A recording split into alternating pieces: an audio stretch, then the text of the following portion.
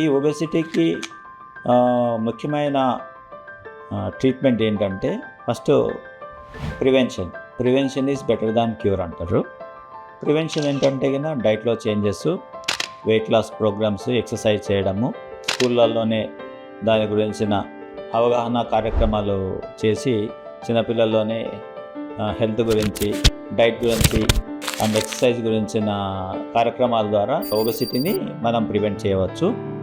ఇక మనము ఈ ఒబెసిటీని బిఎంఐ ప్రకారం, బాడీ మాస్ ఇండెక్స్ ప్రకారం మనం ఒక క్యాలిక్యులేషన్ ఉన్నది, international calculation.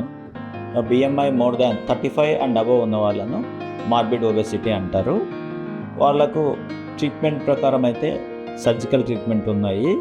BMI less than 25 to 32 BMI ఉన్న వాళ్ళకు మెడిసిన్, ఎక్సర్సైజు, తర్వాత కొన్ని ప్రొసీజర్స్ ఉన్నాయి. దాని ద్వారా వెయిట్ లాస్ చేసుకోవచ్చండి.